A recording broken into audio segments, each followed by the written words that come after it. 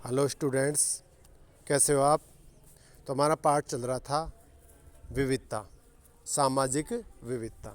तो देखिए, पहले वाले जो लेसन हैं, पहले वाले जो वीडियो हमने आपको बताया कि हमारे जो समाज है या हमारा देश है उसमें व्यापक विविधताएं पाई जाती हैं, चाहे खान पान के आधार पर हो, भाषा के आधार पर हो, या रहन सहन या सभ्यता, संस्कृति, भाषा आदि के आधार पर हमारे देश में जो है भिन्नता पाई जाती है। तो कह रहे जो भिन्नता होती है या विविधता होती है हमारे जीवन को समृद्ध कैसे करती है। जैसे समीर और एक और समीर, दो समीर नामक लड़के दोस्त बने, ठीक वैसे ही आपकी सहेलियां भी होंगी या आपके दोस्त होंगे जो आपसे बहुत अलग होंगे। आपने शायद उनके घर में अलग तरह का खाना खाया होगा और उनके साथ अलग त्यौहार मनाए होंगे, उनके कपड़े पहन कर देखे होंगे और थोड़ी बहुत भाषा भी उनकी सीखी होगी। कह रहा है जैसे दो समीर दोस्त थे, एक समीर हिंदू था, एक क्या था, मुस्लिम था। दोनों के त्यौहार और दोनों की भाषाएं क्या थी, अलग थी, फिर भी वो दोस्त थे। तो कह रहा है इसी प्रकार आपने भी अपने जीवन में ये अनुभव किया होगा।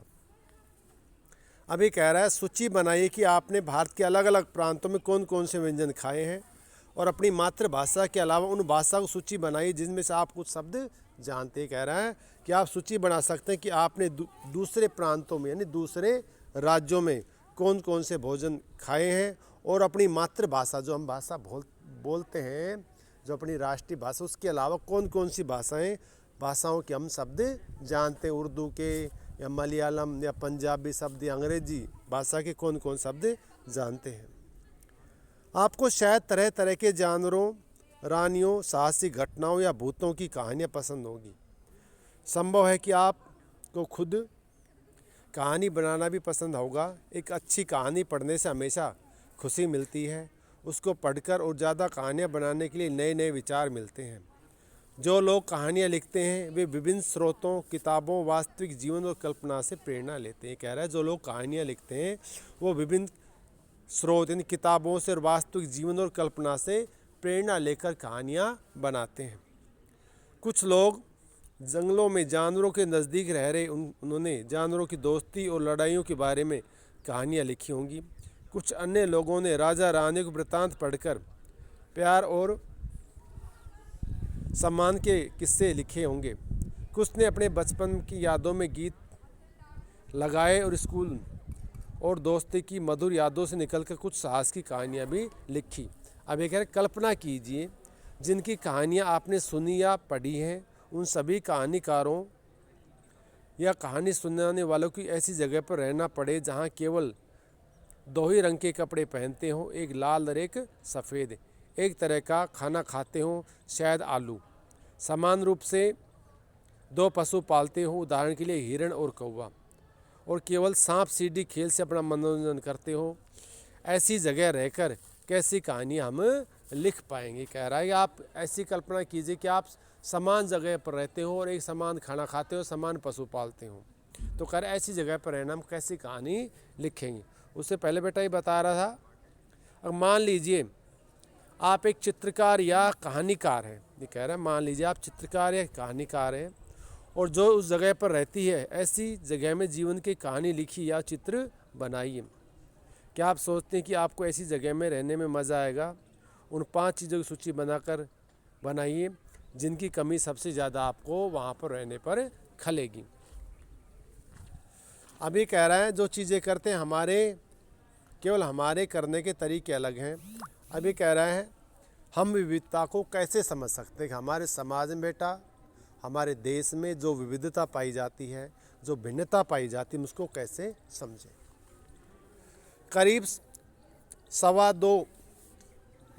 दो वर्ष पहले जब रेल, हवाई जहाज़, बस और कारें हमारे जीवन का हिस्सा नहीं थी। कह रहा है करीब 2 वर्ष पहले, 100 वर्ष पहले, 100 या 125 वर्ष पहले हवाई जहाज़, जैसे आज रेल हैं, हवाई जहाज़ हैं, बसें हैं, कारें हैं, तब ये चीज़ें नहीं थी लोगों के जीवन में।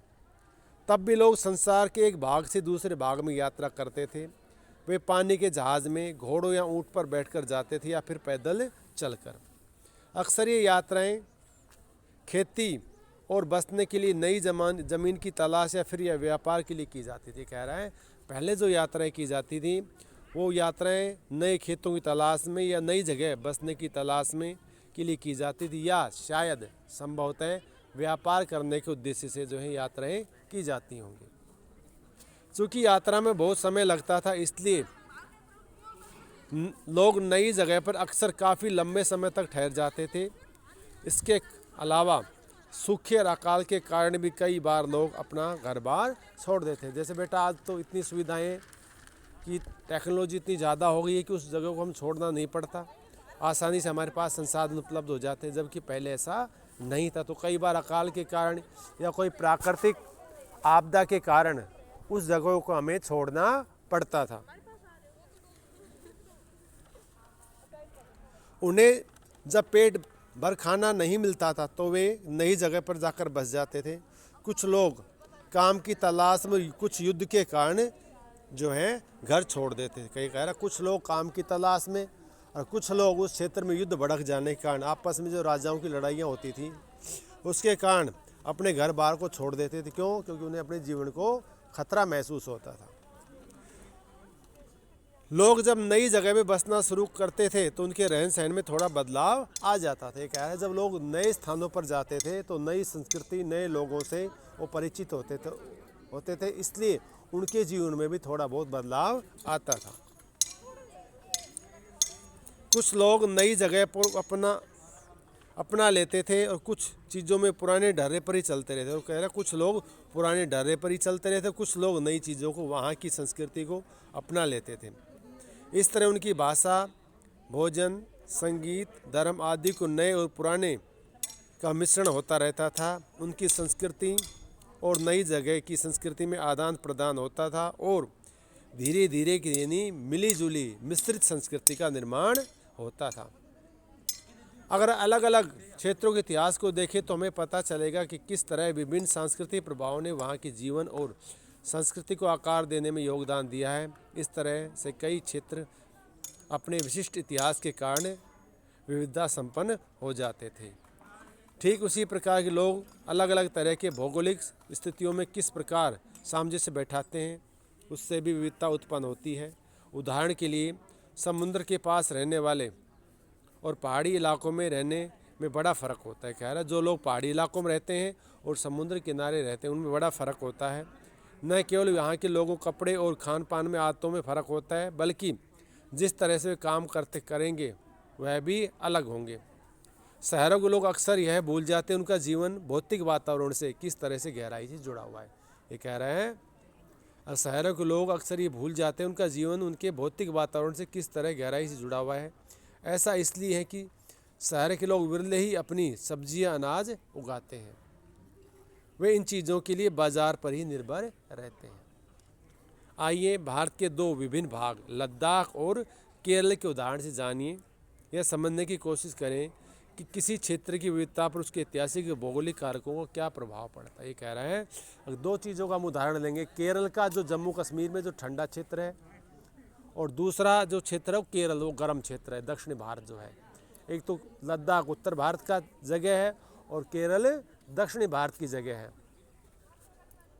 अब उदाहरण दे रहा है लद्दाख जम्मू और कश्मीर के पूर्वी इलाके में पहाड़ियों में बसा एक रेगिस्तानी इलाका है, ठंडा रेगिस्तानी इलाका है बेटा। यहाँ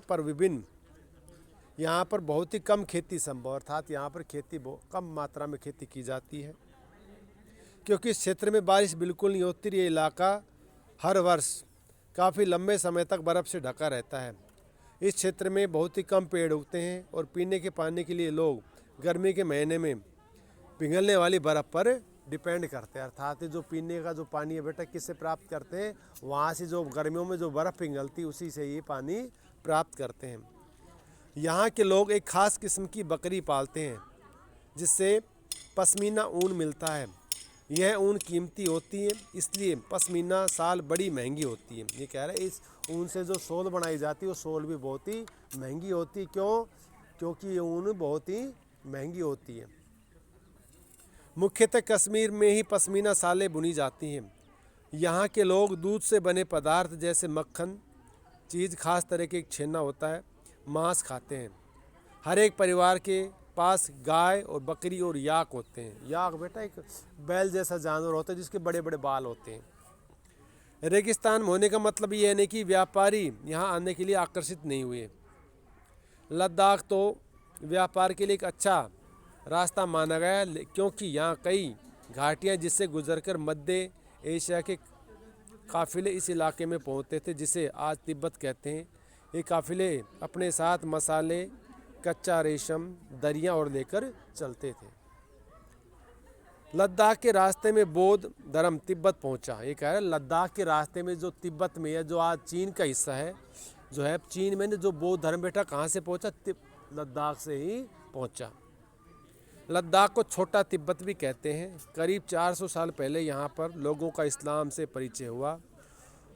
अब यहाँ अच्छी खासी संख्या में मुसलमान रहते हैं। लद्दाख में गानों और कविताओं का बहुत ही प्रसिद्ध मौखिक संग्रह है। तिब्बत का जो ग्रंथ है केसर सागा लद्दाख में काफ़ी प्रचलित है। उसके स्थानीय रूप से मुसलमान और बौद्ध दोनों लोग इसको गाते हैं और उस पर नाटक खेलते हैं। तो आज के लिए बेटा हम इतना ही। बाकी का जो केरल की विविधता हम कल पढ़ेंगे। धन्यवाद।